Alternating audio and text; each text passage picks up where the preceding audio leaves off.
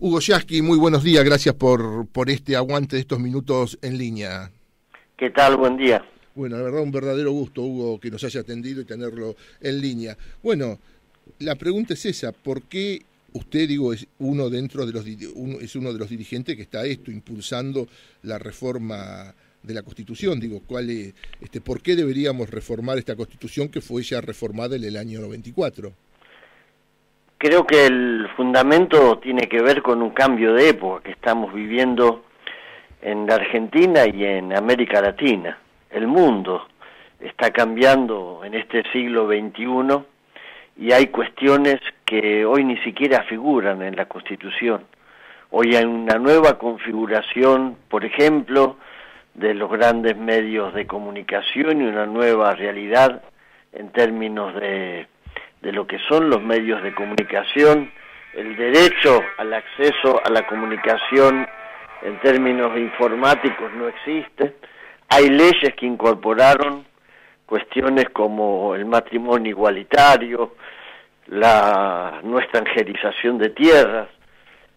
Hay prácticas que incorporaron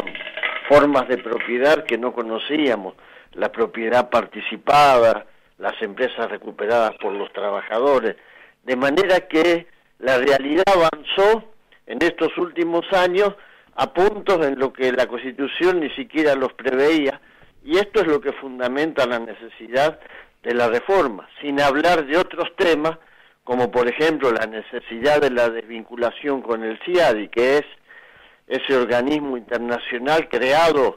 en el momento de la hegemonía fuerte de la globalización neoliberal, como una suerte de tribunal planetario que supedita las decisiones económicas a los intereses del ordenamiento multinacional desde el Fondo Monetario Internacional, es decir, cantidad de temas muy importantes, muy vinculados con las necesidades cotidianas de los ciudadanos, que hay que poner en discusión y hay que tratar de plasmar en una nueva Carta Magna, un nuevo contrato social para el siglo XXI en la Argentina, y en la Argentina que forma parte de una región. Bien, y usted respecto a esto que dice Zaffaroni, que es conveniente un régimen parlamentarista en vez de presidencialista, ¿tiene opinión formada, Hugo? La verdad que no tengo opinión formada. Creo que si uno mira la realidad de las naciones de América Latina, nuestra propia historia, me parece algo alejado de lo que es nuestra cultura política, pero como tampoco tengo no he profundizado el tema ese, no conozco los fundamentos de Zaffaroni, al que respeto mucho, entonces no quisiera adelantar una opinión. Ya que justo esto, de este debate presidencialista, parlamentarista, usted, años de militancia, años de lucha, le pregunto esto, yo sé que los Messi y los Maradona salen ahí muy de vez en cuando, y a veces con los líderes políticos, sociales pasa lo mismo, ¿cómo podemos hacer desde la política, para eso, para que un Evo Morales, una Cristina, un Lula, un Chávez, no aparezcan así, y después, a veces cuando algunos liderazgos desaparecen, o se tienen que reemplazar, después es como que volvemos a caer, los avances de los proyectos nacionales, caen y devienen en historias que ya lo hemos venido. ¿Cómo hacemos para, por lo menos para si no tenemos un enorme líder, tener líderes que continúen los proyectos, como en este caso el nacional y popular que tenemos hoy en la Argentina, ¿no? Y sí, creo que es uno de los grandes dilemas frente a los cuales nos debatimos en procesos como este y como el que vive en otros países que vos mencionaste. De alguna manera, Brasil mostró la posibilidad de reemplazar a un gran líder carismático como es Lula por una presidenta como Dilma, que logró garantizar la continuidad del proyecto del Partido de los Trabajadores, que tiene un perfil mucho más bajo. Era casi una desconocida en Brasil en el momento que Lula decidió que fuera su sucesora y que la propusiera al PT y a la sociedad brasileña. Pero creo que lo que se construyó en Brasil es una fuerte alianza de distintos sectores sociales, con un papel muy importante del Partido de los Trabajadores, con una articulación muy fuerte desde la Central Única de Trabajadores con las otras centrales de Brasil de trabajadores que también apoyaban a Lula. Creo que lo que estoy tratando de decir es que pienso que un fuerte entramado social con mucha participación de las organizaciones populares tiene que crear las condiciones fundamentalmente para garantizar la continuidad de los procesos cuando estos son democráticos y progresistas, porque del otro lado está el poder permanente, ese que no necesita ir a las elecciones para convalidar su poderío, no me refiero a los grupos económicos, a los grandes multimedios, a los sectores vinculados al núcleo duro del agro. Esos son poderes que están siempre ahí y que siempre intentan volver, como lo hicieron a veces por elecciones y a veces por métodos no tan santos como vimos en Honduras y en Paraguay recientemente, para hablar solamente de los dos golpes de Estado en el siglo XXI, ¿no? Que fueron golpes de nuevo tipo. Sí, golpes que tienen que ver con lo mediático, con lo institucional, ¿no? Claro, golpes que denominan hoy en la jerga de los políticos golpes blandos, es decir,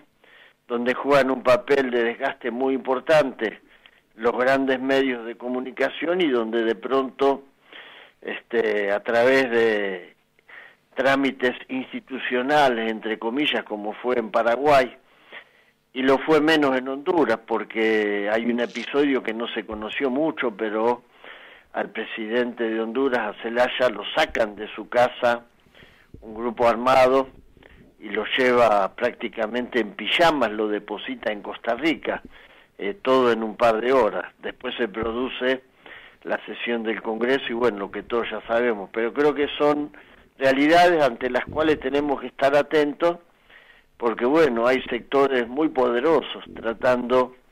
de que las cosas vuelvan al caos en el que estuvieron por lo menos en la década de los 90. Bien, lo puedo llevar un poquito a la cuestión nacional.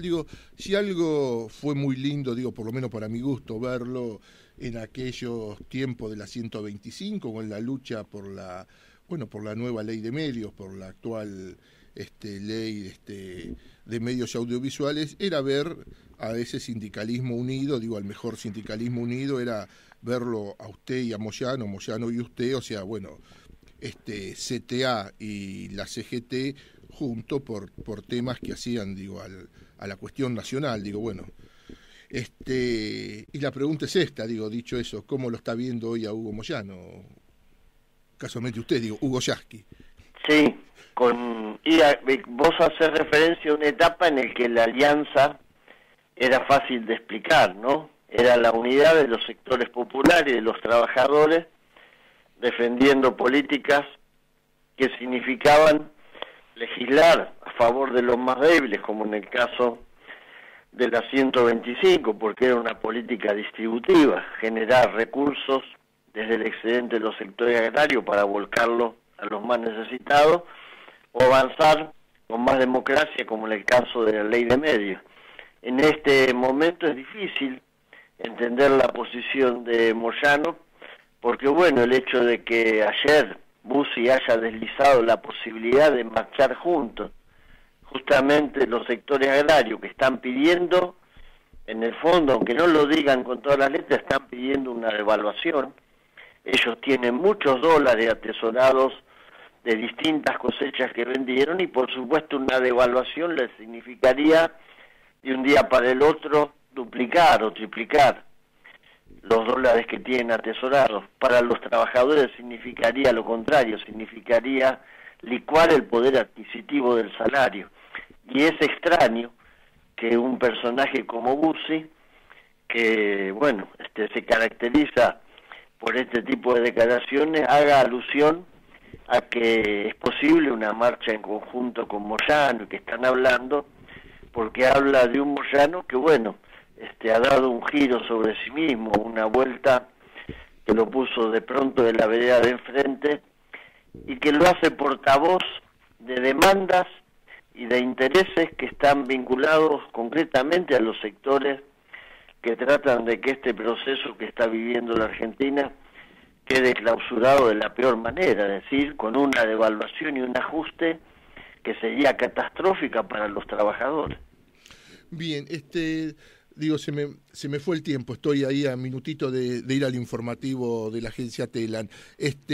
Hugo Yasky, muchísimas gracias, y le voy a decir así, prometo molestarlo prontamente para hablar de otras cuestiones como son, bueno, ahí esa juntada de firma que están haciendo de las asignaciones familiares y bueno, y cuestiones que tienen que ver